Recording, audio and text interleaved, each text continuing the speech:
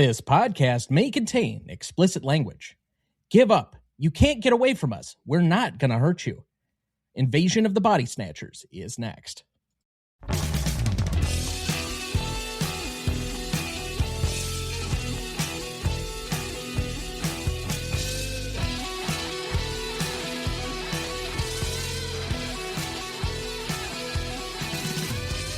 Welcome to the Greatest Movie of All Time podcast, the show that uses a unique grading style to redefine what the greatest movies are. I'm Tom Duncan. And I'm Dana Duncan. Or am I? Well, you have definitely looked and acted inhuman before, so there is that possibility that you were replaced a very long time ago. Yes. Excuse me. About the time I graduated from law school, I became a unemotional, unloving, unfeeling human. So law school is essentially a body snatcher zone? Yes. When does that happen? Second year, third year? Right before graduation. Okay, so I have that to look forward to about the end of 2027. Okay. Yep. That sounds good. Tonight, for our 297th episode, we discuss the sci-fi horror classic Invasion of the Body Snatchers from 1956, celebrating its 70th anniversary. Directed by Don Siegel, written by Daniel Mainwaring, cinematography by Ellsworth Fredericks, music by Carmen Dragon, editing by Robert S. Eisen. Kevin McCarthy as Dr. Miles Bennell, Dana Winter as Becky Driscoll, King Donovan as Jack Belichick. I think it's Belichick. It's spelled Belichick. Whatever. Carolyn Jones as Theodora Teddy Belichick, Larry Gates as Dr. Dan Kaufman, Virginia Christie as Wilma Lentz, Ralph Dumke as Police Chief Nick Grivet, Kenneth Patterson as Stanley Driscoll, Guy Way as Officer Sam Janzik, Gene Wiles as Nurse Sally Withers, Eileen Stevens as Anne Grimaldi, and Beatrice Maud as Grandma Grimaldi. Background for the movie: adapted from The Body Snatchers, 1954 Stories and Colliers by Jack Finney, Invasion of the Body Snatchers was released on February 5th, 1956. On an estimated budget of just over $400,000, the film was said to have grossed roughly $3 million and finished in the teens for the global box office of 1956. Critics largely ignored the film at the time of its release, but has since been reassessed as a classic of the sci-fi horror genre.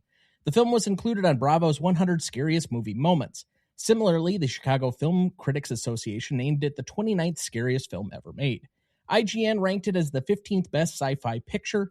Time magazine included Invasion of the Body Snatchers on their list of the 100 all-time best films, the top 10 1950s sci-fi movies, and top 25 horror films. In 1999, Entertainment Weekly listed it as the 53rd best movie of all time. Similarly, the book 4-Star Movies, the 101 greatest films of all time, placed the movie at number 60. The AFI has since recognized the film on the following lists: 100 Years, 100 Thrills at number 47, and in their 10 top 10 list, it was the number 9 in science fiction. In 1994, Invasion of the Body Snatchers was selected for preservation in the United States National Film Registry. Invasion of the Body Snatchers has been remade several times, including 1978 under the same title, for which Dad made the mistake of trying to watch that one first, not recognizing that even though it said in all the calendar invites and everything else, it was the 1956 version. Anyway, 1993's The Body Snatchers and 2007's The Invasion. Invasion of the Body Snatchers currently holds a 97% among critics on Rotten Tomatoes, a 92 score on Metacritic, and a 3.8 out of 5 on Letterboxd. But as usual, we cannot do this by ourselves, so we bring in our newest celebrity guest, the host and creator of 1001 by 1, the co-host of Below Freezing, a Cinema Legacy poll contributor making his inaugural appearance on the show, the cinematic showstopper from the Sioux. Please welcome in Adam St. John.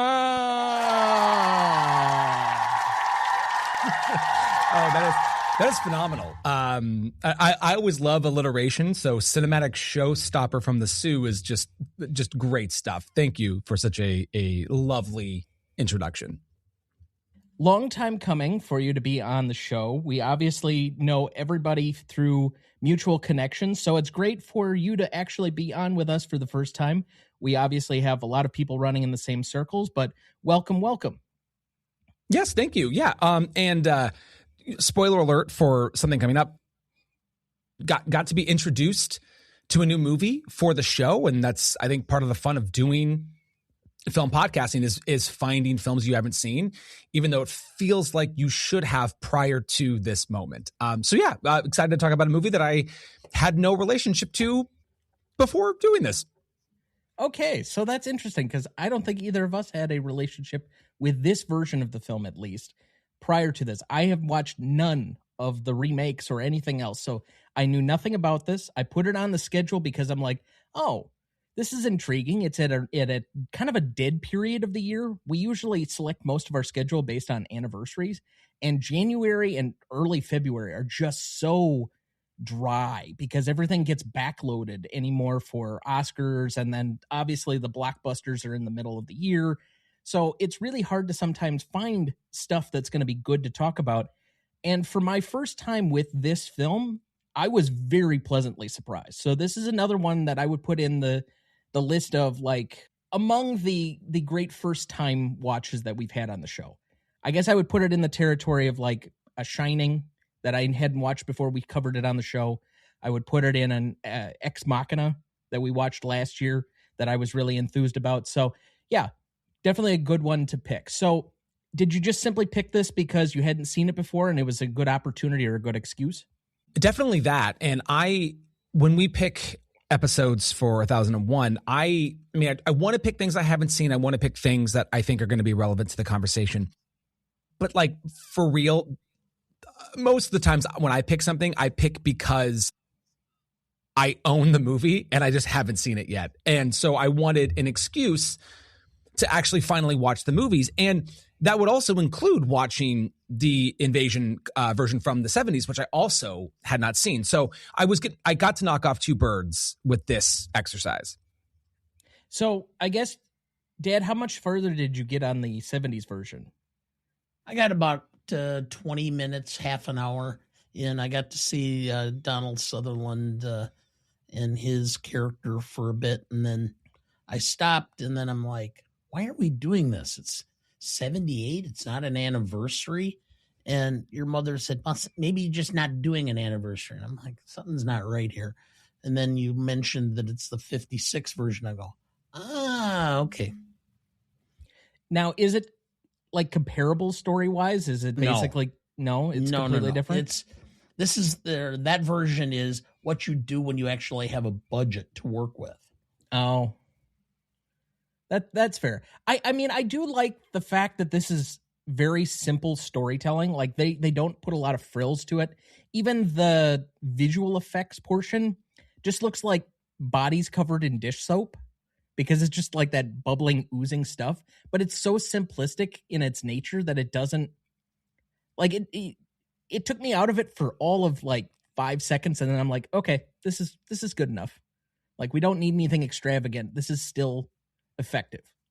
I totally agree.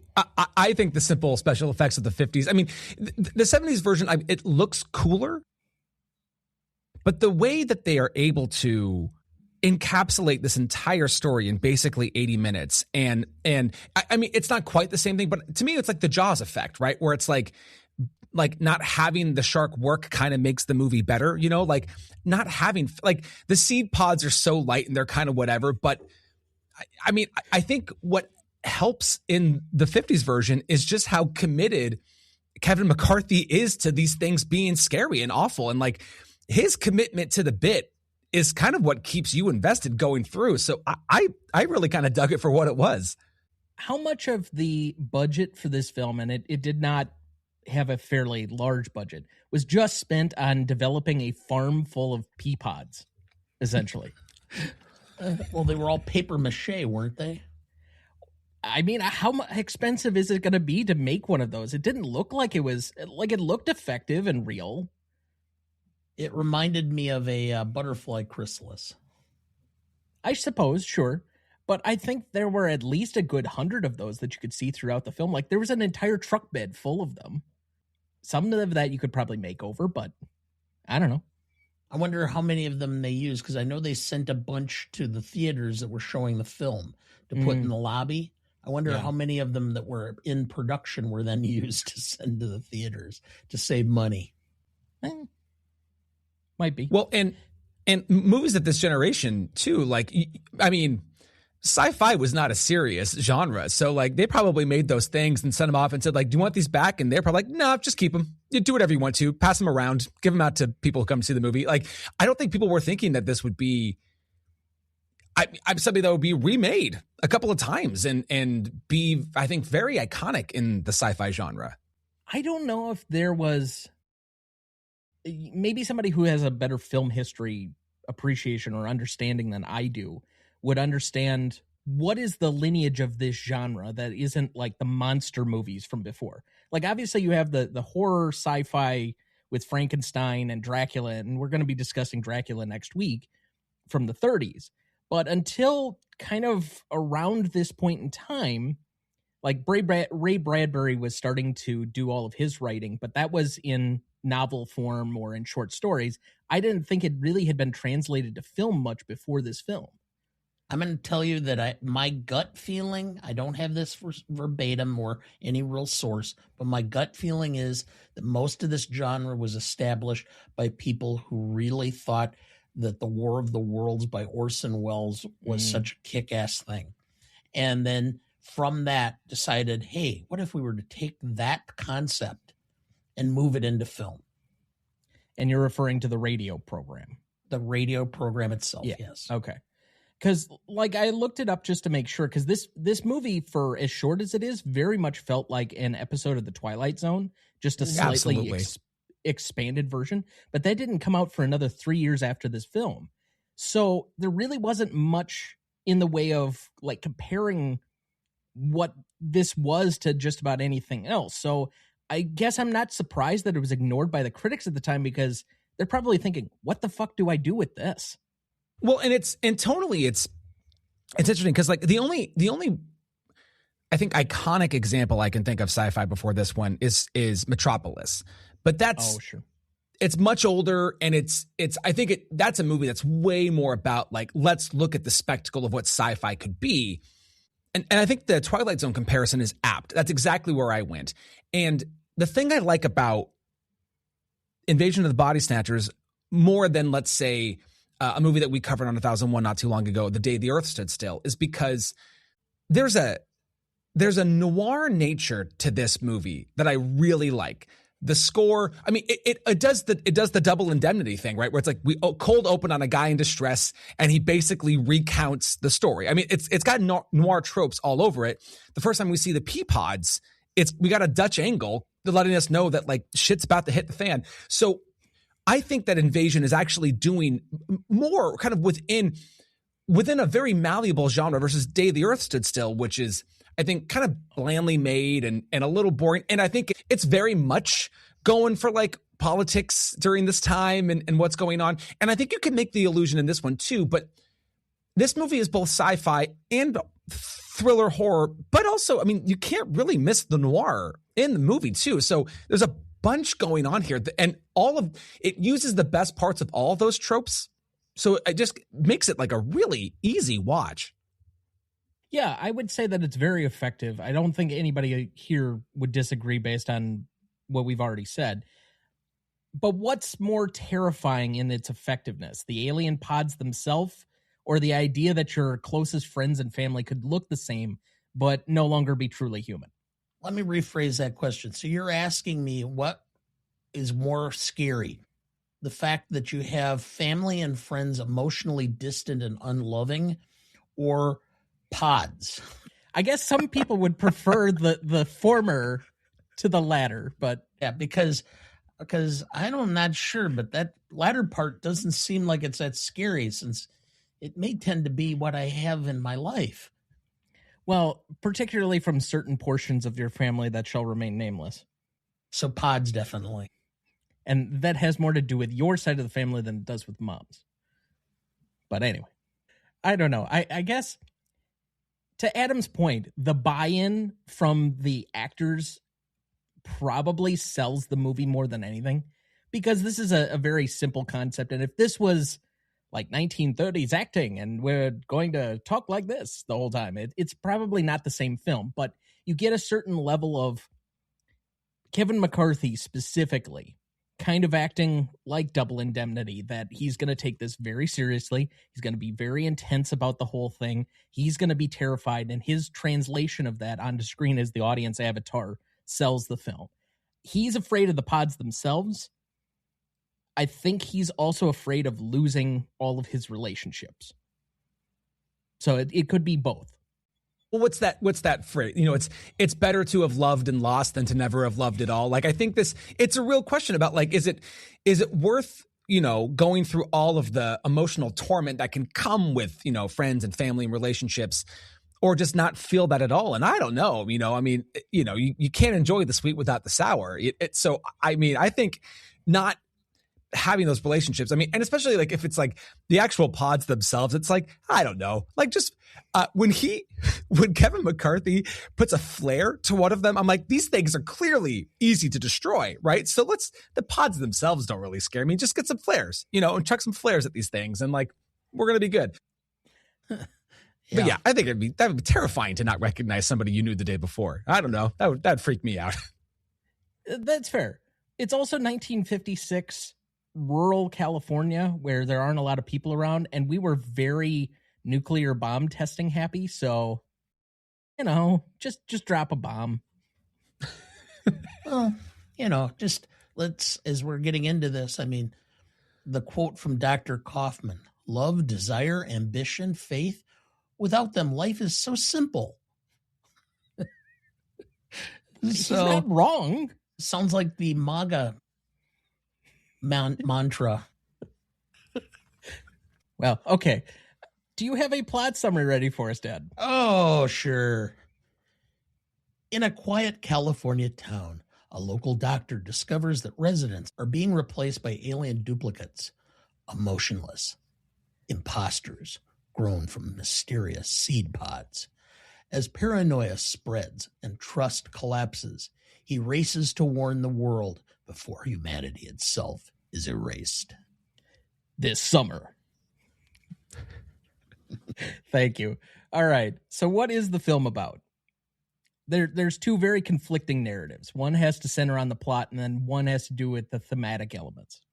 Well, it could be anything. It could be, for example, this is 1956, anti-communist allegory, that communism causes you to become like the pod people. It could be anti-McCarthyism allegory, which is mass hysteria drives and forces people to do and believe things they don't. Or it's a critique of social conformity, the bland organizational man, or mental apathy that exists in modern society.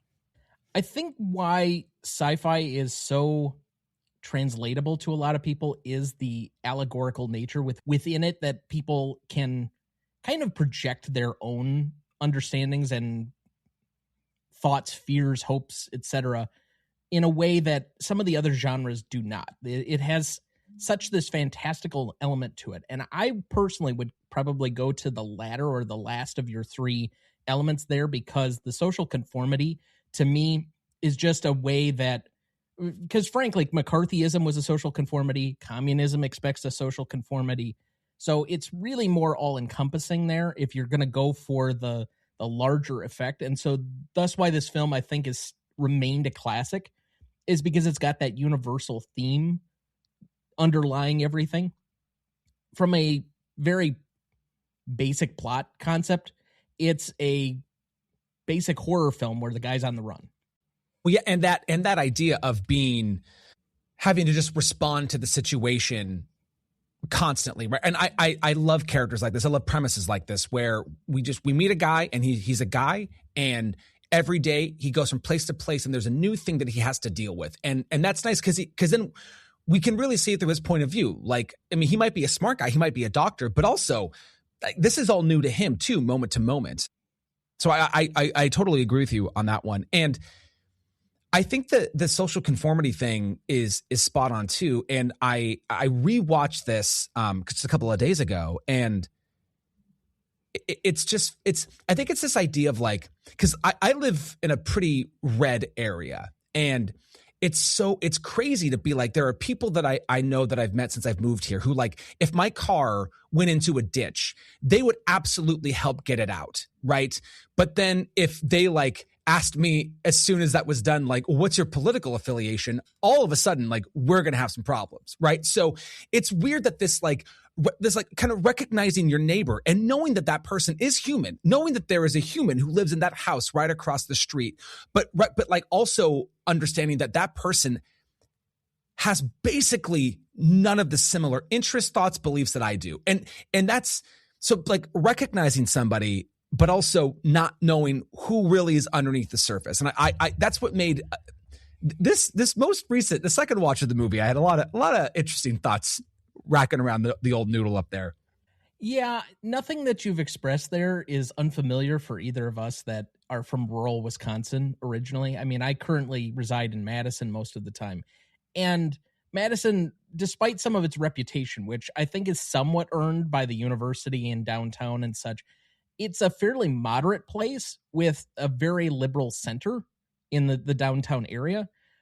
But I come from the boonies, where there are a lot of, I guess, red areas in this time and place, but at one time was a very labor-centric, very blue area that is somehow flipped based on cultural issues over time. And since you brought it up, we'll just kind of go straight for it. A lot of this movie could be read through that lens, that we don't understand each other. We have an inability to connect. They are not harmful, which I found to be such a funny phrase. We're not going to harm you, but we're just going to replace everything that you are, like, your essence completely, and make you into one of us. Yeah, I had a lot of like Pam Bondi talking about ICE thoughts, just as like, oh yeah, everything's fine. We're just following protocol. No worries whatsoever. Yeah, and that's the thing is and I think you are spot on with sci-fi being very like interesting in how that can be utilized for your thoughts and feelings and being able to play it on. You referenced Ex Machina at the early part of the episode, which is another great example of that. It's you watch this at any kind of given time and place, and because we're in a world that, like, it, right, the verisimilitude is there, right? We haven't, as far as we all know, pod people have never actually come to Earth and taken over, we think. But the fact that, you know, we're living in a world that's close to ours but not ours, it gives us a lot of room to throw, like, to live thematically in those moments. And yeah, for a movie that was made this long ago on not a big budget, you know, not a lot of people were expecting a lot from this movie. I mean, it holds up, which is great. And you always want that from a first-time watch from a movie that's this old. Yeah, definitely turning it on for the first time, I had no idea what to expect. I had tried to go in without any impressions whatsoever. And especially the second half of the film, once we get to the action portion of the film, like, I think it has a little bit of a slow buildup in the first 10, 15 minutes or so. But once you start with the actual body snatching portion of it and they go on the run, I think this movie is propulsive. I'm sure we're going to get into a lot of the other glowing things that I could say about it, but Dad, you said that you had some very thinly veiled political affiliations with the movie. Do you want to jump in here? I feel that you've been teed up. That's my whole point. That's why I made that quote, because when you're talking about certain elements, the core MAGA, it's people who tend to feel disassociated from the rest of society, that their lack of ambition. Hey, it's okay that you really don't want to strive and succeed. You're good. Be happy with what you are. You don't need to worry about faith. We tell you what to believe. And if you can't find love, don't worry. It's not your fault. It's the libertards. The term is libtard, but fair enough. All right, let's go into some extra background here.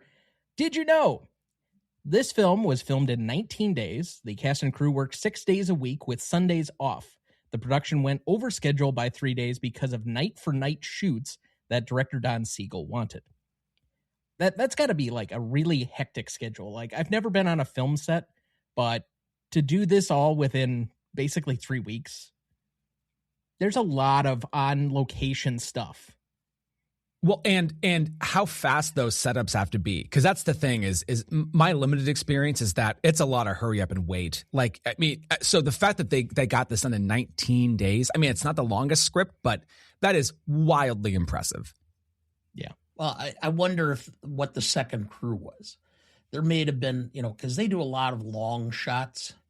My guess is a second crew was working at the same time the rest of the crew was doing the actual actors shooting all the long shots, the people walking around in the town, the people coming and going out of the gas station, etc., which does shorten up the script or the schedule.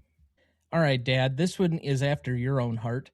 Years after the film, Dana Winter received a message on her answering machine at home. The message was from Kevin McCarthy, and he said, "Hi, Becky, this is Miles. Stay awake, won't you?" Did you know? The last sequence was shot not on the actual Hollywood freeway, but on a little-used cross bridge. The cars were driven by stunt drivers. Don Siegel later said that Kevin McCarthy was in real danger of getting hit because the sequence was shot at dawn and he was near complete exhaustion. I mean, this isn't before method acting, but I guess did anybody bother to look whether he was a member of the actors school? No, I didn't. But don't you think that to some extent, the fact that these are all, and I knew most of the actors in this film from watching all the old TV shows when I was a kid. And do you think that maybe the fact that they had a bunch of these character actors from television and movies made the film better? Because they all had to actually, hey, we're doing a movie. Maybe this is be the chance I get to actually advance my career. So if I do this really well. Were they all on TV shows from the 50s preceding this or after this? Well, both.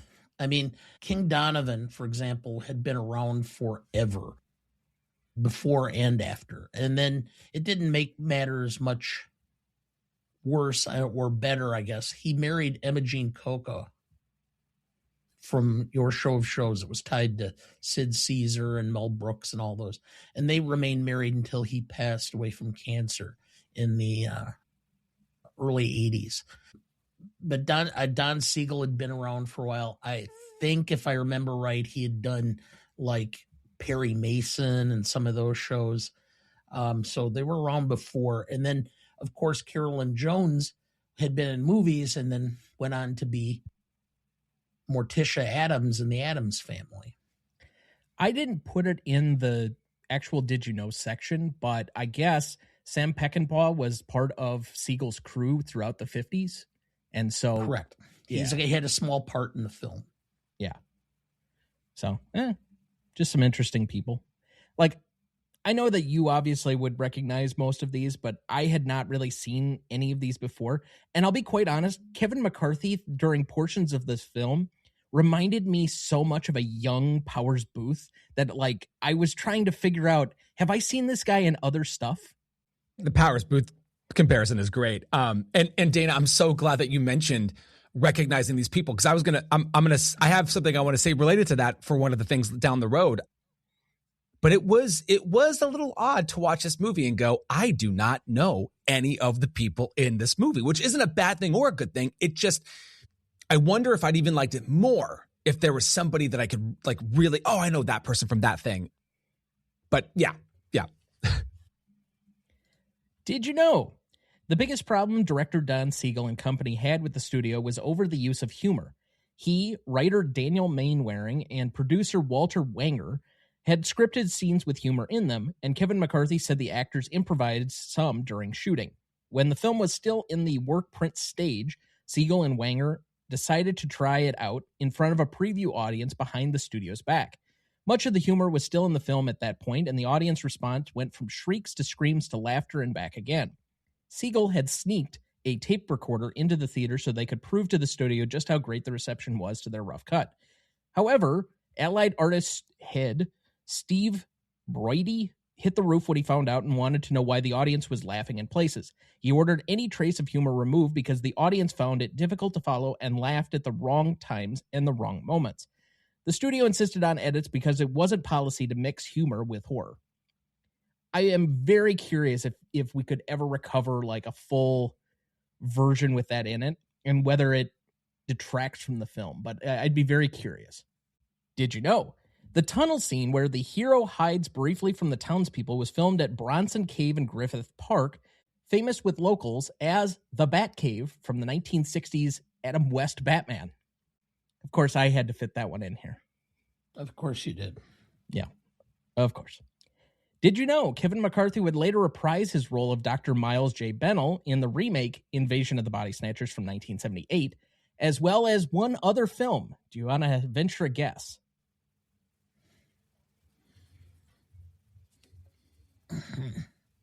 I'm out. 2003's Looney Tunes Back in Action.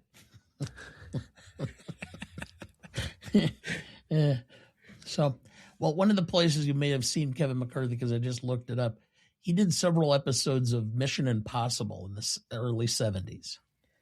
See, that was a show you showed me when I was like 9 or 10 years old, and I have a very small recollection of, but I don't think I've seen it nearly as much as some of the other shows that, like, when I'll come into your office at 3 o'clock in the afternoon on a Tuesday and see Andy Griffith or Green Acres or Hogan's Heroes. Those are much more staples. It's my comfort food, and quite frankly, I've seen every one of them so many times. I can sit and work, and I can look up and go, oh, this is the episode that... I think that's how a lot of people are with name your sitcom that you grew up with. For me, it's like Scrubs. For some people, it's Friends. For others, it's The Office. I mean, that's been the history of sitcoms for as long as they've pretty much been on, which kind of is why I'm shocked that we still don't have them in the same capacity right now. Like, name me the great running sitcom that's really on that people are infatuated by. I guess the closest thing we have is like Ghosts on CBS. I've heard people watch that. Yeah, I don't know. I really don't. And I think it's kind of a shame, but when you consider that network television comprises about 20% of television viewership right now. Well, the monoculture is gone, which in some ways is a good thing. But yeah. I asked my students to name some actors the other day, and they had the hardest time doing it. I mean, it's a real thing. I mean, we want recognizable sitcoms. I just want recognizable actors, and it's hard to get students to commit to that. So, yeah, it's pretty much gone. So, did you like post pictures of the actor and like say who is this, or no? I would just talk names about a movie, yes, and say this person's in the movie, and just get blank stares back at me. I'm like, oh, okay. All right, you know, and I realize I'm dealing with students who were born after like 2002 now, so it's rough. But yeah, like no recognition of who I think are our mainstays in films. They have no idea. I just remember in 1977, I was in junior high, and my speech professor had a poster with 120 famous actors, politicians, and general pop culture icons. And I said, oh, and I'm looking at this and I'm naming, he goes, well, I have a thing. If anybody can get more than 80 of these people, you get an extra A as extra credit. And I said, okay. He says, but if you try and fail, you actually get a D for extra credit. And I said, okay, I've gotcha. And if I can get more than 100, well, we'll talk about it. Nobody will ever come close. I got 109 out of the 120. He couldn't believe it. But then again, I've always been a nerd. Well, and that's fair. I am your son. On the first day of second semester of American history in my freshman year of college, the guy stood up at the front and said, we're going to start discussing the Gilded Age. Can anybody name me any of the presidents during the Gilded Age? And being your son, I named all of them. And he's like, well, okay, so now that Tom has done that, I don't know. It's just a family trait, I guess. Did you know Kevin McCarthy and author Jack Finney have always denied the rumor that the story is a statement about McCarthyism and communism? They just saw it as a thriller. Director Don Siegel, however, believes that the political references to Senator Joseph McCarthy and totalitarianism are inescapable, even though he tried not to emphasize them during the film. Do with it what you will, up to interpretation. But that looks like a good spot for our first break. We'll be right back.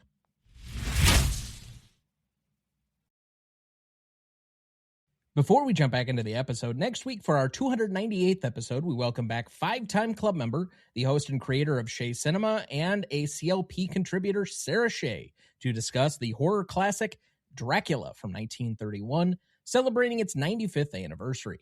Directed by Todd Browning, written by Garrett Fort, cinematography by Carl Freund, music by Philip Glass, editing by Milton Carruth and Maurice Pivar, starring Bela Lugosi, David Manners, Helen Chandler, Dwight Fry, and Edward Van Sloan. You won't want to miss that one, so watch ahead of the show by searching the Real Good app to find where it's streaming for you. That's REELGOOD. All right, before we get too much further, let's check in with our guest. Adam, what is going on with you? What are you working on, and where can people find you? Mostly these days in the pod sphere, you can find me on 1001 by 1, which is a show that I co-host with Joey Rogate, who you can find on Best Picture Cast and other things over there, and then Burt Reynolds Hobson. And, you know, we mostly pick films from the book, 1001 Movies You Must See Before You Die. Sometimes we go off of that. Sometimes we do offshoot things, different lists, different things like that.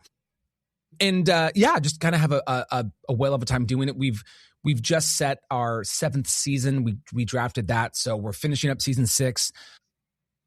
I'm not sure exactly when this will come out, but you know, we have some Cronenberg coming up. We have Cooper coming up. That's really the big thing that we're kind of gearing towards this kind of the summer is we're going to cover Clockwork Orange, Shining, and Eyes Wide Shut individually, and then do an entire Stanley Kubrick director ranking. So that's down the road. Below Freezing, here's the thing. It exists. Like you could listen to it, but we haven't recorded in a while. My wife is currently getting her MBA, and wanting to just casually watch, let's say, a movie that I've been trying to get us to do for a while now, Teenage Mutant Ninja Turtles 2. Just finding the time to do that is a little difficult, but it exists. I'm sure it'll come back at some point. But yeah, and so 1001 by 1, Below Freezing, you know, all the places where you can find podcasts, listen to podcasts, all that stuff. And then I guess the other bonkers crazy thing that I'm trying to organize right now is this gathering of sorts, June of 26. We're calling it The Long Take, a gathering of cinephiles in conversation, which is happening June 3rd through the 6th at the university I teach at, Lake Superior State University, which is meant to be really just like a low-key gathering of people like us to get together, chat, maybe do some live podcasts, watch some movies on a big screen, and just kind of get together. So yeah, that's happening too. I don't know. There is a form. There's like a Google form which exists, and I'm I could easily put it out there too. Maybe I'll send it to you so you could like do what you want to do with it. But yeah, it's a thing that's happening, and I have no idea what it's going to be like. I mean, I know what I want it to look like, but I have no idea what it's going to be like in execution. So that will be something. Well, first, we're happy to put that form in the show notes as well as on the website to help promote the event. Both of us will be in attendance. I know there are a lot of your favorite Gmote guests that are going to be coming on, or that are going to be going to the Long Take, I guess is it. I'm struggling with words here to try and promote. Just call it the gathering. It's a gathering. The gathering. Sure. So, but otherwise, yeah, all good stuff. We're glad to promote everything. As usual, all of our guests' attributes will be both in the show notes and on the website. If you want to find any of that there, we'll include all the social media links and all that great stuff as needed. I'm planning the party room. Phenomenal. Somebody's got to do it. He's definitely not kidding on that. And There's going to be a whole adjoining room type of thing with one of the bathtubs being dedicated for like a beer cooler, but Wisconsin style. Show you guys how to party. Not likely, Dad. You can't party in the way that you used to. Well, if I'm being middle-aged and toned down, I'm probably still out partying a lot of places or a lot You of can states. definitely outdrink most of us. That's quite clear. Party, well, that remains to be seen. And yes, this is meant as a taunt to really try and like poke you to party hard. Yeah. It's thinly veiled. Anyway, back to the show. Best performance. We left off at best performance. Dad, who did you have down? I have Don Siegel. I think that the overall pacing of the film, the shot selection, how it was arranged, how it was done, just was phenomenal. And obviously, it was clear that this guy had talent as a director. I would agree. I think from a totality standpoint, yes, he didn't write the film and he wasn't his own production scout and some of these other things, but he had to control the tone, the actors, a lot of different things that went into this. And because the movie as a whole really works for me as opposed to the individual parts at times, I think he's by far the number one where I would say best performance. But similarly, and I think we'll probably bring this up in a second, my best secondary performer was Kevin McCarthy on a somewhat close second, because I think he has to be the key cog in this for the film to really go. Well, that's great, because we're flipped, because Kevin McCarthy is mine, and I think it's the committedness of the performance, especially once they leave the greenhouse, like once they see what's going on, and it's the script is really flipped, right? Because they think they're on the other side of it, they think they're going to come through, and then nope, those pods are there.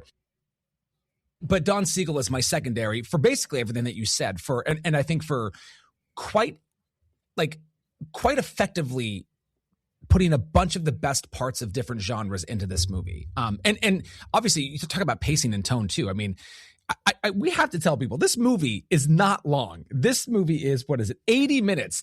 Like it's paced pretty well. I mean, so yeah, I got to give a lot of credit where credit is due.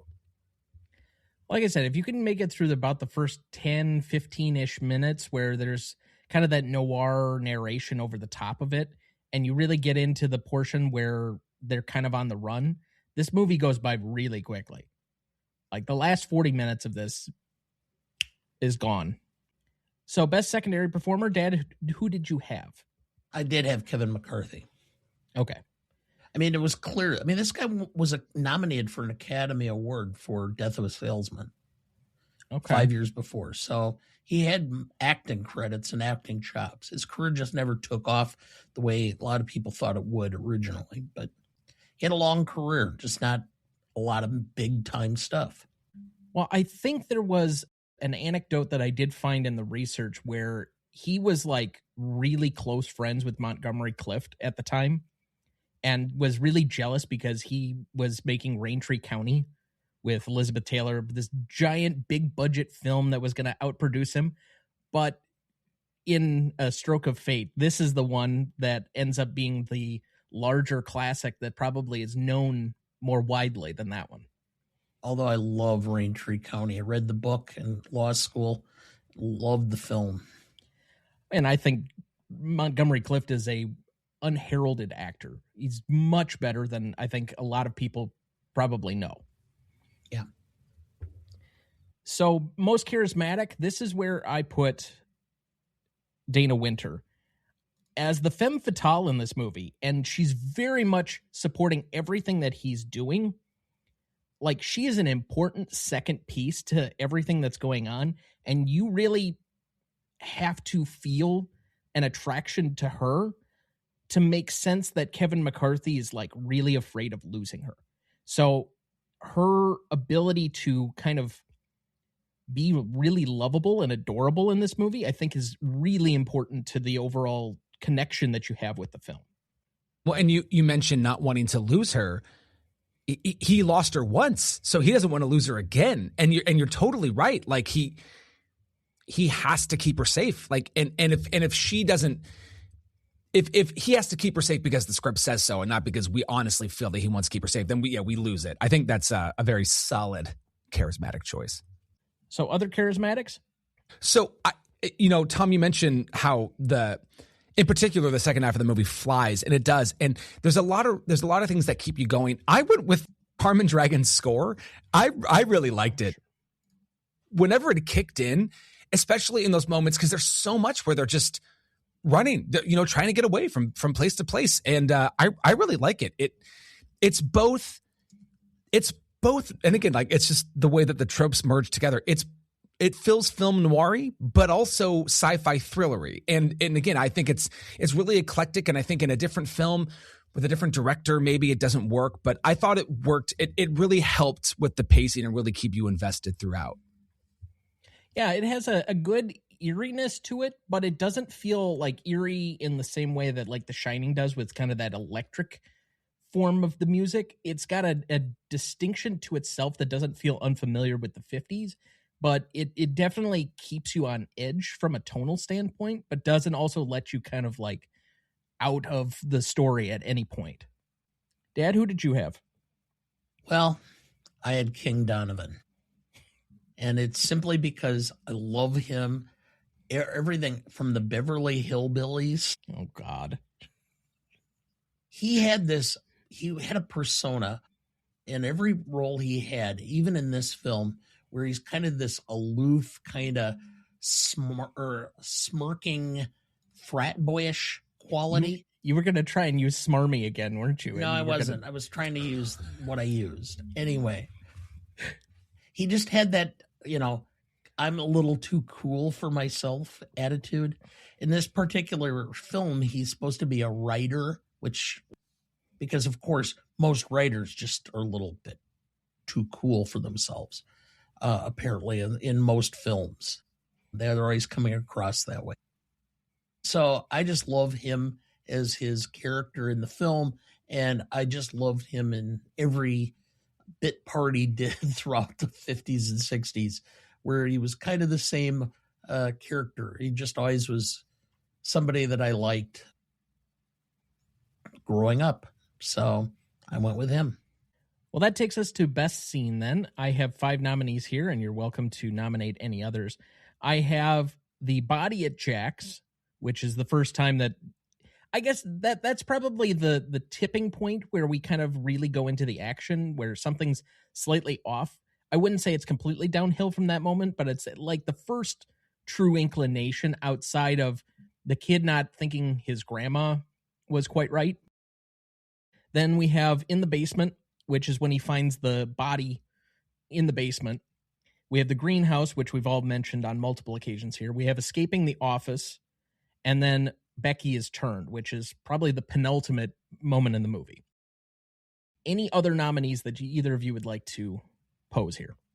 Like yours. Okay. So then out of these 5, what is the best scene? I've got it narrowed down to 2. I have the body at Jack's. The film is kind of like going up a steep hill, and then when that hits, it starts the downward trajectory on a slow path into the valley for the conclusion. And it's like the momentum starter.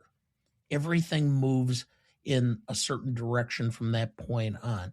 So that is the turning point, and I think that is the center point scene. So I think it's the best scene because it kind of lays out where the film's going for the last 55 minutes. See, I feel the same way, but about the greenhouse scene, because I think it's our last true like exposition dump where we get the most like, okay, now we know what we're dealing with. We know where the bodies are coming from. We know we have to be afraid of these pods specifically. We know what everything looks like. So now we don't have to explain anything further. The rest of the action can evolve from here. But I could also make a case for Becky's turn at the end of the movie as being like the true moment that seals it for me. So either one of those I would feel is probably the best moments of the movie, because that flip, and you kind of know it's coming in the back of your head. When he leaves the cave, you're just like, yeah, of course, she's going to turn. But it's still shocking and horrifying when it actually happens, because they leave you in that false sense of hope for about 10 or 15 seconds where it feels like she's only just barely fallen asleep, so she hasn't been switched. But alas, she has. Well, cool, because mine is neither of those. I love Escaping the Office. I really like that because, again, it's the watching him think on his feet. How are they going to do it? Partially, it's that scene for me because my most indelible moment, I would say, is wrapped up within that scene. But I think it's pretty crafty. It's pretty creative. I love the turn of like hearing Jack's. Is it Jack? That's the writer, right? Mm-hmm. Hearing his voice, and then he opens the door, and then nope. There's the psychiatrist, and there's everybody else. I really like that moment as a standalone thing. Favorite scene for me is Becky's turn at the end of the movie. I find that to be the great payoff that we have to get to the ending portion of the film. And from everything that I knew about it, again, in the research and such, the noir elements that we've mentioned, the beginning and the ending, were tacked on after the original portion of the movie were done because the studio thought that audiences couldn't handle it. And so they wanted a more happy, uplifting ending. So they had to go back and re-record both the beginning and the end. But yeah. Well, and that really plays into the way that the 70s version ends, because it is not an uplifting ending for the Philip Kaufman version. My favorite scene is escaping the office. I would love to find out if the needles broke off in their legs. I mean, those needles are not like big needles, and he's just wham, he's going down into those people, and I'm like, there's no way those needles survived. I mean, they broke off, so they got needles in them. So the fact that they can recover that quickly is in and of itself ridiculous. But anyway, I digress. But that is my favorite scene because I think it is. I thought it was pretty cool the way he figured that out so quickly and managed to get it. So I enjoyed that. Now, so are you posing as a professor of anatomy of body snatchers here? Because you have no idea the properties of that body. It could just like re-heal the needle like it's Wolverine and just push it out of the skin. I don't know. I'm just going by the fact that they're supposedly human, except for the lack of emotion and love and, et cetera. So I'm going by the normal stuff. And quite frankly, when I'm looking at stuff, I look at it as an attorney with an evidentiary thing of what happened and what was the likely outcome and such. So that's where I'm going. Okay, Doctor. Adam, your favorite scene? Can a favorite scene also be what you think is the best scene? Is there precedence for this? Oh, yeah. Okay. Yeah. Because I also think it's the Office scene. I think we've, in many cases, nominated best scene, favorite scene, and most indelible all as the same. If there's like one particular scene that like really pays off in a movie. Okay, because I'm going to stick with that, and I'll expand on to why with most indelible moment. Although I do want to say, Dana, thank you for the whole idea of like how those bodies recover.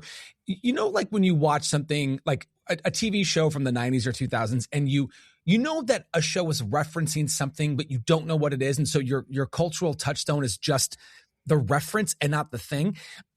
I never knew what pod people were. Like I'd heard it in things before, and then you watch this movie and you're like, oh, they're fucking pod people because they come in. It's like, and then like it's a full circle moment. So, I guess really what I want to say is thank you for giving me this time to connect with what that reference really is. So I was able to actually circle the square on pod people. Where did you hear that originally? That it's the full circle moment now? I want to say now I can't remember.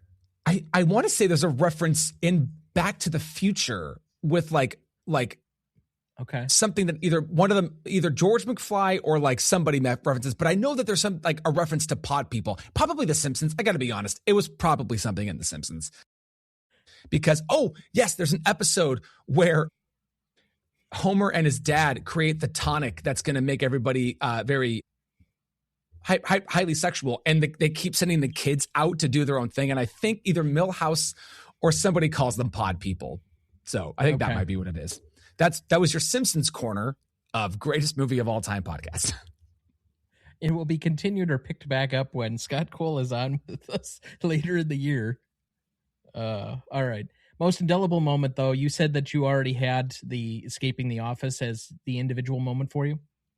Well, the actual moment, like the moment where I saw it, like when I watched it in the movie, I thought this is fantastic, and it's after the police escort the people who have just gotten off the bus away. The police car comes back in, and you see all the townspeople just walk in towards that like center of a square. I thought that was amazing. And like we already know what's going on. Like we've seen the pods, we know what's happening. But when you see just how big it's gotten, I just thought that was a really cool shot, really cool moment, and it lets you know just how uphill of a climb it's going to be for those two to escape. It is a really great example of show don't tell, bar none, because the level and scope of which you'd have to translate that, if it's just a throwaway line of exposition such as it's now across all of town, you don't get the same representation as you do from that moment. So I agree, that's a pretty good one. For me, it's still the greenhouse, because seeing the dish soap bubbles around all of the bodies is just going to be slightly humorous for me yet. But if there is ever a moment where this is just randomly on cable or streaming or something somewhere and that scene is on, that's a great pickup moment for me. Oh, it's the greenhouse. There's like another good half an hour of this movie and I can sit down and have fun with it. For me, it's Becky's turn, which is no matter what you do, ultimately somebody's going to fall asleep at a crucial time and drop the ball and become a pod people. That is such a weird way for them to be the turned version, though. Like, I still don't know how that works, but it's terrifying in its essence, because everybody has to fall asleep at some point. It's inevitable as part of the human condition. And if that's the only thing that is preventing you from basically losing all human quality, man, I guess... I'm at the age now at 62 where I've had two friends from high school who have fallen asleep and not woken up. And so now I'm the thought crosses my mind, not every night, but once in a while, of just drifting off, and that's it. So I think to some people, that's probably as terrifying as you can get. Well, on that dark moment, we'll take our second break and we'll be right back.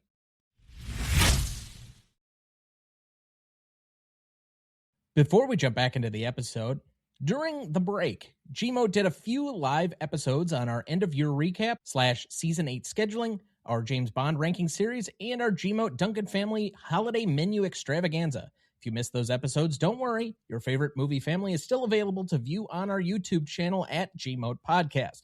We are planning our next series of live episodes, including our Oscars preview again this year, so stay tuned. However, those are only available on our YouTube channel, so make sure to subscribe to the channel so you don't miss any Gmode episodes. That takes us to best funniest lines. I don't think there are any terribly funny lines in this movie per se, but maybe you found a few. I will start the round robin here with Dr. Miles Bennell. They're here already. You're next. You're next. You're next. Miles, you're a forward wench, dragging me into a dark hallway to be kissed. That's a term that just really doesn't get thrown around much anymore. Dr. Danny Kaufman, love, desire, ambition, faith. Without them, life is so simple. Believe me. Dr. Miles, in my practice, I've seen how people have allowed their humanity to drain away. Only it happened slowly instead of all at once. They didn't seem to mind. All of us, a little bit. We harden our hearts, grow callous. Only when we have to fight to stay human do we realize how precious it is to us, how dear. How does that apply? Dr. Miles, love? I wouldn't know anything about that. I'm a general practitioner. Love is for the specialists. Yes. Becky Driscoll, I don't want to live in a world without love or grief or beauty. I'd rather die. Dr. Miles, this is the oddest thing I've ever heard of. Let's hope we don't catch it. I'd hate to wake up some morning and find out that you weren't you. Becky, is this an example of your bedside manner? Dr. Miles, no, ma'am. That comes later. Mm-hmm. So I guess a few humorous things did slip through the censors. We're not the last humans left. They'll find out about you. They'll destroy you somehow, Dr. Miles. Dr. Kaufman, the mind is a strange and wonderful thing. I'm not sure it will ever be able to figure itself out. Everything else, maybe. From the atom to the universe. Everything except itself. I have two more. Dr. Miles, what do you have? We're pushing appendectomies this week. I definitely went more the humorous route. Well, somebody had to. Dr. Miles, look, you fools, we're in danger. Can't you see? They're after you. They're after you, all of us, our wives, our children, everyone. They're here already. Wilma Lentz, there's no emotion. None. Just the pretense of it. The words, the gesture, the tone of voice, everything else is the same, but not the feeling. This one's short, and I guess if you spent any time in academia, they wept with envy when they read my paper.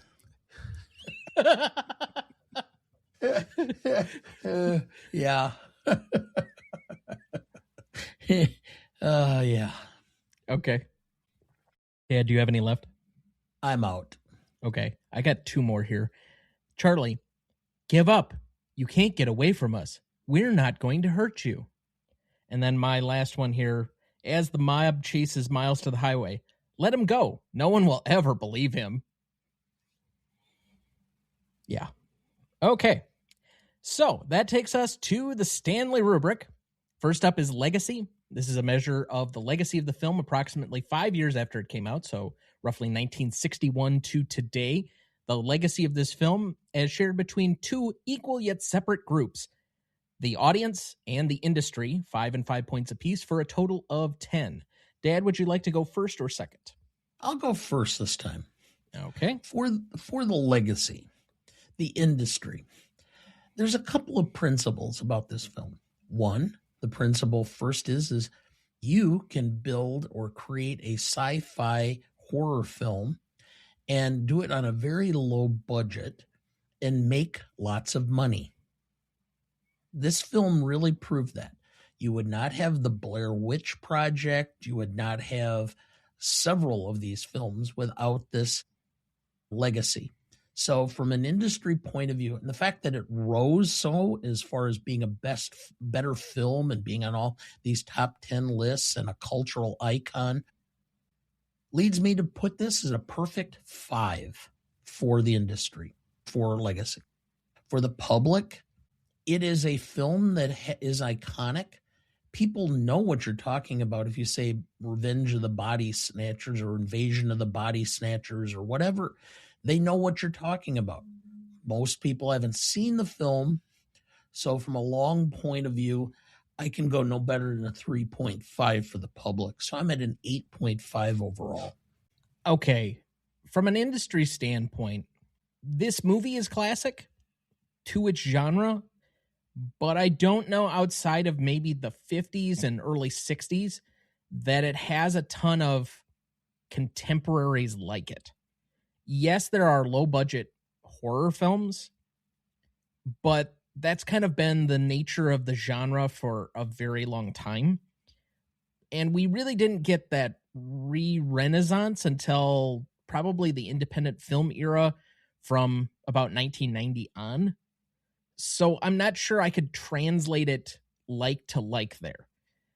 Also, we wouldn't have Roger Corman in the 60s without this. I'm not sure that's true, because I think there's an industrial culture that created Roger Corman preceding this film. Like, this film is not by itself responsible for him being a thing. And that will take me into my next point, which is, name me any other Don Siegel movie that you can just offhandedly remember. And we also said that most of the actors in this were TV people that we don't otherwise recognize for other films. I can in a minute. Don Siegel directed Dirty Harry. Escape from Alcatraz. Oh, did he? Okay, well then that's my bad because I didn't really do my homework on him, to be quite honest. I just hadn't I forgot recalled. about Escape from Alcatraz, but I think he did Dirty Harry and the second film, which is During a Blink. Was that Dirty Harry 2, but something, the other subtitle? No, well, everything in the Dirty Harry series is a different name, but I can't remember. Like Sudden Impact, I think, is the fourth one. Yeah.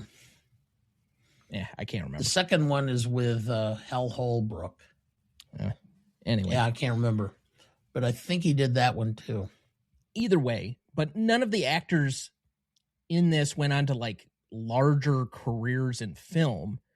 If you wanted to say that it helped promote them on TV, I'd be willing to listen to that. But I also don't want to make it out like there are films like we discussed last week with City Lights that are on just about every imaginable list of greatest films and such of all time.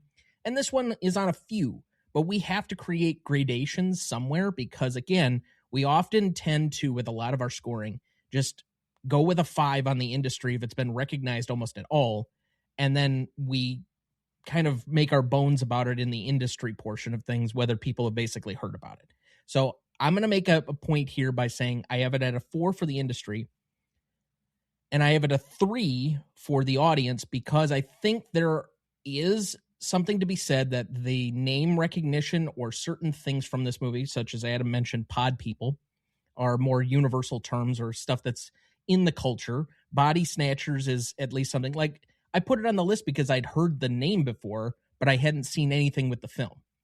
So as a result of that, I'm going to give that a 3, but I don't think it has quite the cultural cachet that maybe you've stated in your opinion. Adam, it's up to you to tell which of the two of us is more correct. Well, so with the industry, I have the same score as Tom. I gave it a 4. But Dana, I also agree with your points. I think that's very true. But I think as far as within the industry, I think Don Siegel is going to be remembered more for his collaborations with Clint Eastwood, which is not a negative. That doesn't dock the enjoyment of Invasion of the Body Snatchers. So I went with a 4 for the industry. Public, I actually went pretty low on. I went 2.5. And I did that for the only real, and this is very much recognized on those critics lists and people within the industry. But I think that people actually know the 70s version more. And I think that if you were to ask a general cross section of people watching movies now, because if you haven't seen the 70s one, the ending is stellar. It's a great, perfect, downbeat 70s ending that I think works really well for the story. And then if you got people like me who didn't recognize anybody from this version, but in the other one, you've got Donald Sutherland, Nancy Cartwright, Jeff Goldblum, Leonard Nimoy is in this too. And I'm sure other people that I'm blanking on right now. And so I think it's like if you ask I wonder if you were to ask people, have you seen Invasion of the Body Snatchers? And they say yes, what version they've seen. And I wonder if the 70s one comes up more, which obviously pays homage. Obviously, I mean, there's this one exists, but I just wonder how much of the public is more familiar with the Kaufman version and not the Siegel version. So that's going to be a 7.33 average between the three of us. Let's move to impact and significance then. Similar to Legacy, this is a category divided 5 and 5 points apiece between the industry and the audience again. However, for the initial 5 years that we discounted for Legacy, we are going to take that in effect here. So roughly 1956 to 1961. What is the impact and significance among the industry and the audience? 5 and 5 points apiece. Dad, since you let off here last time, I'm going to go here. I had this at a 3 for the industry. Again, for what we can tell, most critics kind of ignored this. It wasn't a huge budget film. It was somewhat passed over. There weren't any big named actors in it. It did a modest box office, although I guess we usually reserve that more for audience than anything else. I just don't think there was a lot of attention to this. It got no awards attention, which usually by itself probably knocks off a point, at least in our normal scoring. So I have a 3 on the industry side of it. From an audience attention standpoint, it did decent business. Like, being in the teens, even in the mid 50s, isn't bad. So I gave it a 3.5. I think it was a film that a lot of people saw and had some cultural sway, at least enough that people wanted to remake it multiple times and come back to or revisit the story. And maybe some of that has to do with the legacy after the fact, as people began to appreciate it. But frankly, if a movie came out in the 50s, there was no way to repeat view it unless it got reshown in theaters for several decades. So people did have to see it and appreciate it and talk about it, even in that moment. So I'm going to go with a 6.5 overall. All right. For me, for the industry, considering this got blown off, and for that, I guess I'm going to give it my score, which I'm going to now term the fart in the wind concept, is a 1.5 for the industry. Oh, hold on. A fart in the wind is a 1.5. What is a 0? Yes. That is where we don't even know why we put this film on the show. That's only happened a couple of times. And I think all of those films are in the bottom. I wish I would. Yeah, if I wish I could have. What was the Stallone Escape to film? Victory? That was one of them. You put that on, and I'm like, did you ever see it? Because I saw it when it came out, and I'm like, why did I want to go see this? Because frankly, there's a large swath of Stallone films that could probably fit into that. Oh, and what was the one where he did with Dolly Parton? Yeah, it was like a musical or something. Yeah, where he's trying to be a country singer. Yeah, Rhinestone. Ugh. Yeah, that's got to be pretty darn close to a 0. I wish I could, if I was to grade it. So anyway, you were very harsh also on Friday when we saw it. Yeah, it wasn't great, but anyway, for the public, it did do well. Okay, and this is one where I wish my dad were alive yet, because he would have been a teenager when this came out. I would have loved to have heard whether he went and saw it, because he went to the movies all the time, because he grew up in Lancaster, Wisconsin, and there wasn't anything to do except go to the movies and drink, which he did a lot of. Yeah. And sometimes at the same time. Well, because he would talk about sneaking beer into the movie theaters. But anyway, to be fair, you and I have both done that as well, but it's now legal, so we don't have to sneak it in. True. Anyway, so I'm at a 3.5 for the public, so I am at a 4 overall. Oof. Woof. All right, Adam, that leaves it up to you. I have the same score as Tom for the industry. I gave it a 3, and I think mostly where I landed there was, I mean, yes, it did get brushed off, but they kept making movies like this, like maybe not exactly, but, leaning into sci-fi and obviously Twilight Zone is on the precipice. So we're getting close. So I gave it a 3. I definitely couldn't go any higher. This might be high. I have no idea. I gave it a 4 for the public, because I do think that people would go see these, right? Even if it was like the double side of a double feature at the drive-in, like people were watching these, like it was cheap entertainment, and kind of, Dana, like what you had said, like what else are you going to do? So it wasn't like, and it seemed like a genre that it seemed like a good first date genre. Like, oh, you're going to be kind of scared. Well, then we'll cuddle in and we'll do whatever. I don't know. It just seemed like maybe this was something that people were absorbing it at the time more. I really don't know. I wasn't around, but that's my best guess. So I don't know. I went with a 3 for the industry and a 4 for public.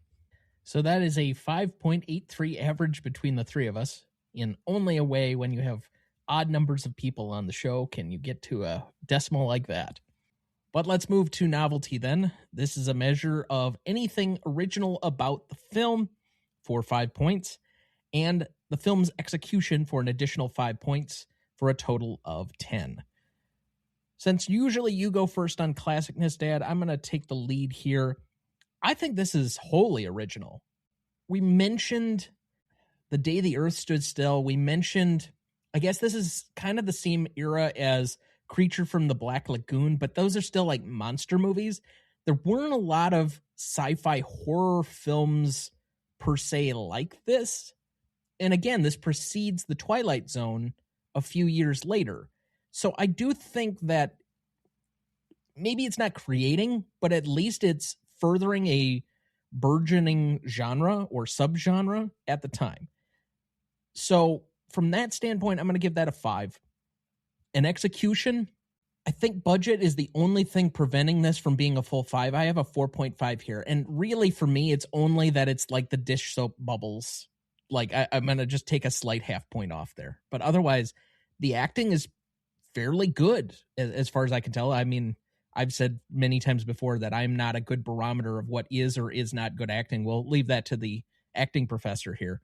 But I have no complaints. I mean, the technical standpoint, the production design, the rest of it, it all looks fairly good. And so I'm going to go with a 9.5 here. All right. From originality, I'm at a 5. Perfect. Execution. There were plot holes in this. You got pods, and then all of a sudden you get a body on the table, but no pod. You've got, if you destroy the pod, do they still happen? I mean, for example, they put 2 pods in the trunk and he lit them on fire with the flare. Whose pods were they? Were they his pods and Becky's pods?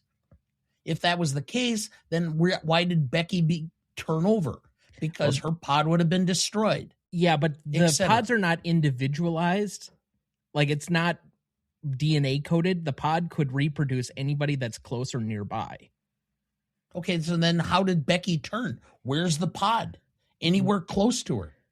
I don't know. See, so that's what I'm talking about. There's plot holes in this, all right? Script has problems.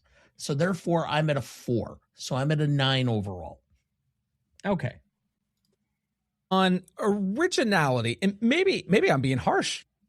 I give it a 4, and I was going off of the notes that I have here, and I think what, and maybe I just focused on, like, did the movie push boundaries, and then also, I actually really love this phrase of like a unicorn quality, and I don't know if it got quite there for me. It is very original, and I think of the movies like it of its time, I think it's really good. So I gave it a 4.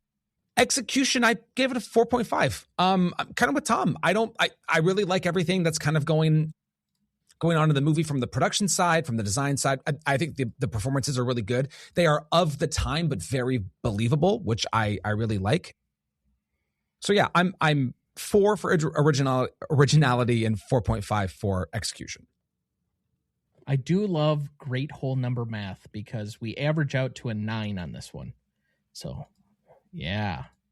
All right. Finally, let's move to classicness. This is really a category that's very nuanced because it's whether the film has aged well or not, the timelessness quality to it.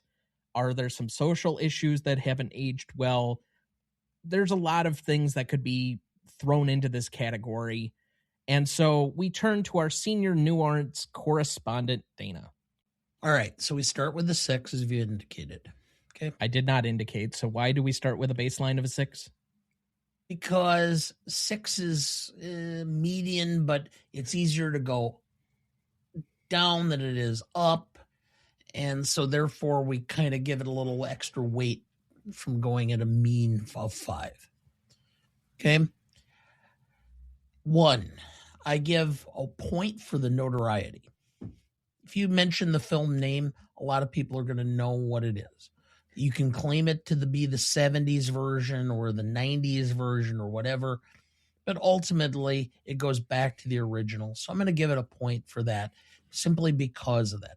I don't think you can based on our criteria and our tests that we've established to this point, because that's fitting more into legacy than it is to classicness, because that's general audience name recognition. Okay, I understand that that's there, but this is broader than that to me. Bend your test however you'd like, just like SCOTUS. You're in the legal profession. I guess that's allowed. Okay. Now, the simple fact is that this film is a Rorschach test. And you can place it at any point in time and find relevancy to it. whether it was in the 50s, the 60s, 70s, right up to today. You can watch this film and read more into it now than was, which we did at the beginning of this. We started bringing it current. Okay. To me, that's at least 2 points. I'm going to go one step further because we went and did it yet as of the current events going on right now in Minnesota, basically. So I'm going to give it a 2.5. So I'm 3.5 points up on this, right from the sixth base. Except that I'm going to give it a 0.5 point down because I'm tired of the 1950s male savior saving the woman. And so I got to give it a 0.5 point down. So therefore, I'm at a, let's see, a 3.5 was 9. So I'm at a 9. Okay, originally on this, I had it +2 for timelessness because I really didn't see anything to detract from here. And I think for the most part, it ages fairly well. Like we definitely feel the same things at the same spots that we're supposed to. And I think all of us kind of took away the same things that why this is a classic. I would also say that because of the universal themes that you mentioned there in a different name, I guess, I would give it an additional point. So I'd end at the 9, but the question now becomes, do I want to give it any points down for your gender dynamics commentary? And given that you are the most celebratory of this period of time, particularly of sitcoms and such, I guess I will follow your lead and I'll take a 0.5 point off and I'll go to 8.5. So I guess my classicness score, I don't know if I actively thought about like points up, points down, but I ultimately landed on the same score as Dana. I ended up with a 9. And I think, the questions that you ask here, I think it was ahead of its time, maybe not greatly. There's nothing that I watched that makes me cringe. I think it's still, it lands where it needs to. And I will say that as far as like playing into gender stereotypes, yes, it's the male hero, but I like that. I don't feel like Becky is useless. I feel like he's trying to protect her, but I feel less like Becky, you're in the way. Stop being in the way. Like, I feel like there are times where it feels like a team. Now, it's focused on him. I mean, it definitely is his story. We open on him, we end on him. So in one way or another, I ended up at a 9 for classicness. And I know this is bad podcasting to just be thinking with dead air on there, but I want the good math, so I'm going to go back up my 0.5 point. I'll say it's a 9. So then we'll just end on a 9.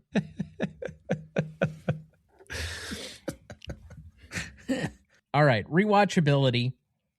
This is insert your own subjectivity test, 1 through 10, however you'd like to go. There are many tests that have been bandied about during the history of the show. For me, I've been trying to, over the past roughly year, go back to the original version of this category, which was much more objective, and trying to sort out different factors, up, down, or otherwise, that either you guys can borrow if you'd like, or use your own test however you'd want to go.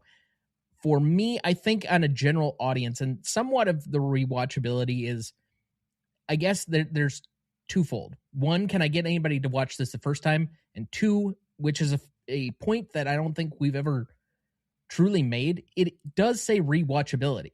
So not only can I get them to watch it the first time, can I get them to watch it again? It's an older film. For some people, that is really difficult to get them to watch stuff of this nature that is a little bit slower, a little bit more meandering. It doesn't have some of the same flair and the propulsive nature of modern films.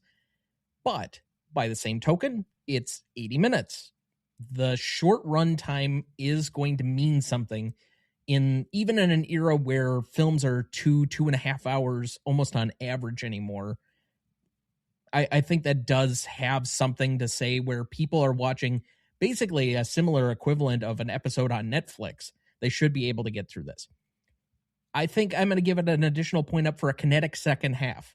I think once you get into the movie, if you can get to that certain point where it tips over and it's downhill from there, that people will sit and watch the rest of this film. I think it's actually aided by the fact that it's a horror film, which seems to be incredibly popular right now and has been recognized as such. It's a moneymaker. It's apparently an awards darling right now in the last couple of years. So I think that's worthy of an additional point. The last factor I will say is black and white. Again, for some people, the sensing, and maybe some of this is overlapping with it being an older movie, but for some people, if it's in black and white, they just won't watch it.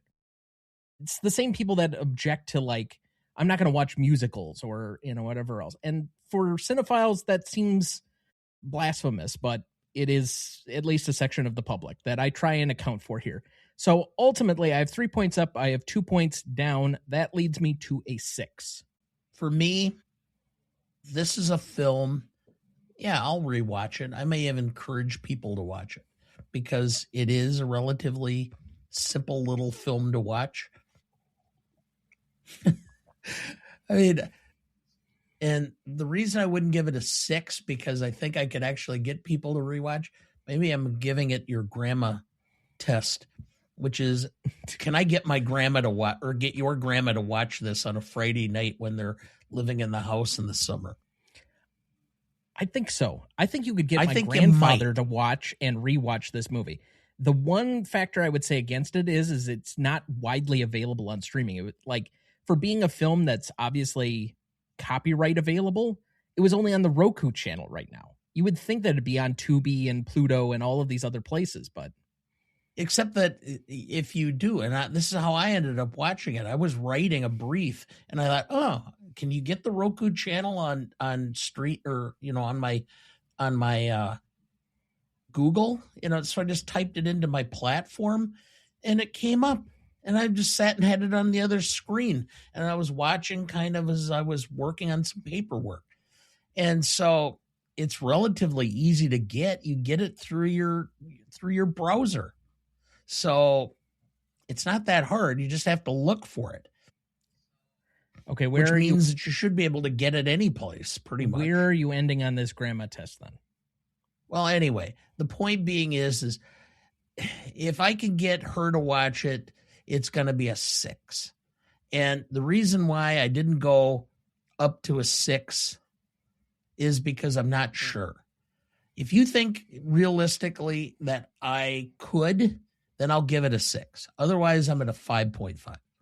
I think the best way to sell her on it would be to get my grandfather to watch it, and he loves this kind of 50s sci-fi fiction type stuff. His favorite book of all time is When Worlds Collide. So okay, I think there is a bit of a selling point there, but make of it what you will. I'll go with a 6 then. Okay. I'll go with a 6. So we have 2 6s on the board. Well, I love this because I think I went with, you're welcome to insert your own subjectivity here. So I definitely, I think I approach this category from the mindset that you, me, whoever, you've seen the movie, right, already. So how likely are you to rewatch it again?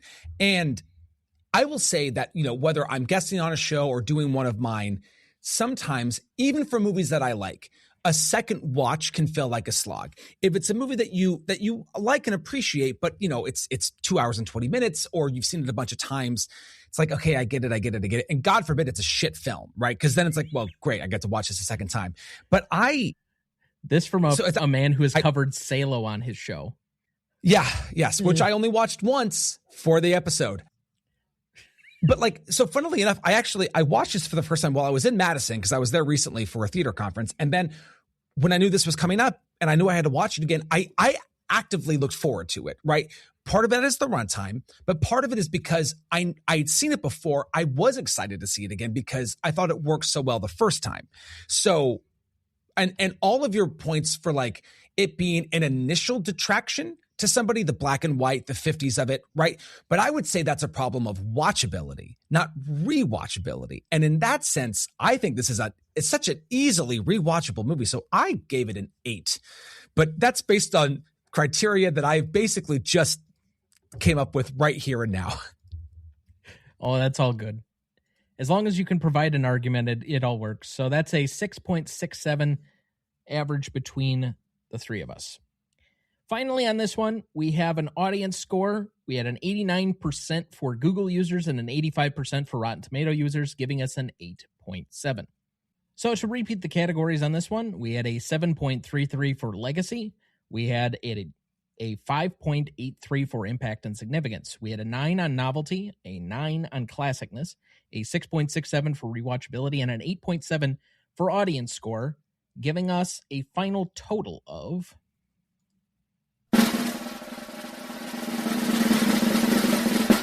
46.53, and currently placing it on our list between Iron Man and Lost in Translation for number 136. Roughly, I think we've covered somewhere in the 260 different films over the course of the show, and so this falls pretty much smack dab in the middle. Which, you know, for our low budget with only a little bit of name recognition, yeah, I mean, I can feel it. So ultimately, if you have any commentary for us at all, you can find us on our socials at GMote Podcast on YouTube, Instagram, Twitter, Letterboxd, TikTok, Blue Sky, and as of recently, Threads at GMote Podcast. You can find us on our website, RonnieDuncanStudios.com/GMote Podcast, or at our email, greatestaltimemoviepodcast@gmail.com. Let's move to some remaining questions. It seems like Dad has some plot hole questions he may want to ask. Well, you have down, or you gave us, is does Dr. Miles become one of them as soon as he falls asleep?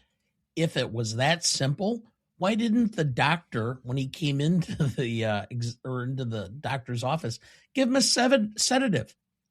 Minute he's asleep, he's a pod person. You don't have to worry about him. Yeah, I suppose that makes sense. So, one small question that ruins an entire movie plot. I just, that's the problem I had when I've been avid about keeping up with my letterbox this year. I made that a priority point that if anybody is interested, they can find all of my reviews of everything I've watched so far this year, since January 1 on Letterboxd. I put in all the plot problems I had with this. Because I know people follow the show. They follow me personally. What is your handle so we can actually share this out there? Okay, well, I don't know. All right, well, he pulls that up. I think it's just Dana W. Duncan. It might be. I don't even think I'm following you yet. It's enough variation. Let me just... We'll get this squared away. But in the meantime, Adam, do you think that the pod people take over the rest of the world? I think if you were to ask the makers of the film at the moment, do they take over? I would say no. I don't think that they take over the world. I think that, maybe the Santa Mira contingent didn't have their stuff together, and whatever. I think stuff will happen. As you said, we'll just drop some bombs on some places, and it'll basically sort itself out. I will just say, not to spoil the 70s version, I do also recommend that version, because I will say some of the questions related to how the hell do people turn into these pod people when they're like seemingly miles away from wherever their pod was, and that question are answered. There's a little more justification for those plot hole things in the 70s version. But I think in this version, I don't think that they take over. And I'm not necessarily an optimist by trade. So, yes. Fair enough. Dad, thoughts? I don't know. Depends. Do they have a paramilitary force wearing masks? Well, even that has found it very difficult to take over a moderately sized metropolitan area. So they're trying, but probably not. They're trying. I guess I have more faith in the majority of humanity is realizing the stupidity of the direction we're going. In the original version of the movie that doesn't have the manufactured ending and closing with the noir narration and such, I would say that it is likely that they take over the rest of the world, because no one will be convinced that there are these invading species it just kind of, like any other invading species in the history of science and the world, just kind of evolves, and they slowly integrate until they basically become one with the species. But in the newer version, if they did believe him, and it seems like they do, and they basically rush in the military, we had firebombed all of Tokyo pretty recently compared to where this was. I don't think it would be against the U.S. military to just firebomb an entire town to save humanity. And who did he call? The FBI. J. Edgar Hoover. That's who would have been the one to go after it. Just tell them there's pod people out there. And immediately, oh my God, there's people out there, pod people. We need to destroy them. But if there's a character in the U.S. government in 1956 that is lacking on all humanity and emotion, it's not J. Edgar Hoover. Good point. He may have seen this as rivals. Or he had already become one. That's the thing. Like, if the pod people actually take over people in power, and that's kind of how they get the town of Santa Mira, is they get into the police force. So, well, with Hoover, his conversion may have been implemented by his relationship with Clyde Tullison, his assistant. So, yes, assistant, if you believe the Eastwood version. Yeah, gotta love the hypocrisy. And then we've already discussed my third question. So, any remaining questions for either of you? I think I'm all good. Okay. Well, hearing none, Adam, you're not currently scheduled to be back with us, but you are certainly welcome anytime. Thank you for being on this time, your inaugural visit with us. Please remind the people what you're working on and where they can find you. Absolutely. Broadly speaking, you can find me on Twitter, Instagram, Facebook, Letterboxd, all those places at 1001 by 1. Below Freezing is there too, but I would just say we're on a good hiatus. But 1001BY1, 1001 by 1. That is where you can find us. Sounds good. And I definitely understand higher priorities while you're in school and all the other stuff balancing. But in your wife's case, you have children, and boy, I'm doing this while I'm single, and it's hard. I can't imagine, like, all of my classmates who have kids and stuff. It's, got to be impossible. So, Dad, did you find your Letterboxd handle finally? It's just listed as Dana Duncan, and my email address, which is danawduncan@duncandisability.com, and that's what it's listed as. Okay. Well, let me see if I can find it here, because asking a 63-year-old, 63? Yeah. 62. 62. I'm sorry. I'm aging you a little bit more than necessary, but a 62-year-old man to do social media in real time, is tough, no matter how much time you spend on TikTok. Correct. Not as much as pointing out your mother kept rounding her age up to 60 over the last weekend, and I kept pointing out, so now you're acknowledging your age. And that really did not give me any favors. Okay, so you have listed from August GoldenEye, Sophie's Choice, and Raging Bull. Otherwise, everything's this year. You have nothing else listed right now, publicly at least. Well, I don't understand that. Did you not put it in your diary or anything? Yeah, I put it. Everything's in the diary. Yeah. No, it's that's all how there. That's how you log activity. No, it's all there. Okay, well, we'll figure it out for the greater public here and make sure that everybody can. I have stuff going back into December of 2025, November of 2025. August. You may have been something else then, because the one that's listed as Dana W. Duncan has nothing. It's not Dana W. Okay. It's Dana Duncan, and because I paid for the whatever the premium or the account is. I'm still not finding at Dana Duncan.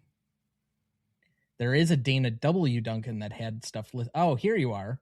It's Dana W. Duncan 63. So okay, that's how to follow you. Okay, so now we have your favorite films North by Northwest, Rio Bravo, Blazing Saddles, and 12 Angry Men. Recent activity, your most recent film is The King of Cool with Dean Martin. Yep. Now, Watched that yesterday. I will say, you didn't apparently log this film into your letterbox because it isn't listed as recent reviews, but let me check your diary here. I did. Oh, no, you did. Okay. My bad. Yeah. All right.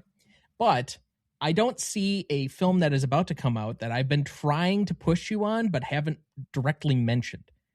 Are you familiar with the 99-Year-Old Man documentary coming out on HBO? Yes, I've seen excerpts and previews on TikTok. So yes. Okay. And I watched an interview that Judd Apatow did based on it. Yes. Yeah. The story he tells of Carl Reiner passing away and what he did during that day. I feel like you're gonna have a moment there. But any other remaining thoughts for the week? For me, I happen to take a moment. The other random body snatched guy that's sitting in the corner. You've, in multiple episodes over the last several months, used the term oeuvre. Okay. Yes. I actually looked it up and got the actual pronunciation in French, and you're saying it wrong. It's okay. oeuvre. I'm not French. I'm good. So if you were going to be talking about the body of work in the film industry, it's oeuvre cinématographique. Okay, and what vodka did you have to do the Russian pronunciation of French there? It's oeuvre cinématographique. Again, you sound very, very Russian in your pronunciation, okay. But okay. Well, I don't speak French. I only Neither speak do I. A little bit. And I'm still going to go with oeuvre because it's funnier and it's a great running joke to, Anyway. Okay. Well, then I'll just keep correcting you. That's fine. You do that. That'll add to the gag. You good otherwise? Yes, although I guess we're going to have a guest spot coming up on a film from 2025 that I loved. Yes, we're going to be on Movies and Us here in the near future discussing Blue Moon, which you raved about in the fall after we'd seen it, and particularly Ethan Hawke's performance, which was phenomenal. Recent stuff that I would recommend, I would still push out that I would recommend Industry if you haven't caught up with that already as far as an HBO show. I am very excited. By the time this episode will come out, we will have had the first episode of season 3 of Shrinking, which, given the enormity and the heaviness of everything going on in geopolitics, to be able to sit down with a show that is just so happy and joyous and giving me that like half an hour, 45 minutes of just pure joy, I'm going to really, really appreciate it coming back. There are several other shows that we have coming back. For me, I don't know why I watch it. It is somehow a conversation piece between my sisters, my mother, and I. And apparently you're the only one in the family that doesn't watch this show. But Bridgerton, because, I like my diversity period drama Netflix romantic shit. That's coming back too.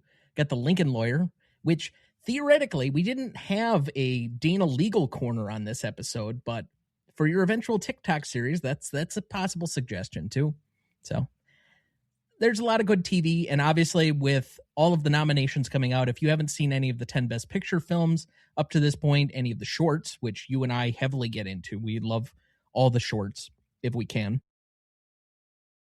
Yes. Just a lot of content out there for everybody to consume that we would definitely recommend. I watched 4 of the 5 nominees for short animated yesterday. Took me about a half hour, 40 minutes. Several of them were wonderful. There was a couple, The Retirement Plan came a little too close to home. But yeah, there were several that I enjoyed. I'm going to have a hard time picking which I thought was the best. So that you don't have to worry about for about another 6 weeks, but that looks like a good spot for the end of this episode. We wish we could chat longer, but we are having an old friend for dinner. We will see you next week. Next week, for our 298th episode, we welcome back five-time club member, the host and creator of Shea Cinema, and a CLP contributor, Sarah Shea, to discuss the horror classic Dracula from 1931, celebrating its 95th anniversary. Directed by Todd Browning, written by Garrett Fort. Cinematography by Carl Freund, music by Philip Glass, editing by Milton Carruth and Maurice Tavar. Starring Bela Lugosi, David Manners, Helen Chandler, Dwight Fry, and Edward Van Sloan. You won't want to miss that one, so watch ahead of the show by searching the Real Good app to find where it's streaming for you. That's REELGOOD. Please like, follow, rate, and review, or whatever on whichever platform you have so that more can join in our fun. You can also email the show at RonnieDuncanStudios.com or at greatestalltimemoviepodcast@gmail.com, or find us on YouTube, Instagram, Twitter, Letterboxd, Blue Sky, TikTok, or Threads at the handle @GModePodcast. The Greatest Movie of All Time is a production of Ronnie Duncan Studios. Our show is mixed, edited, and written by Thomas Duncan. Our music is thanks to Purple Planet Music. Our distributor is Captivate FM. Our technical provider is Riverside FM.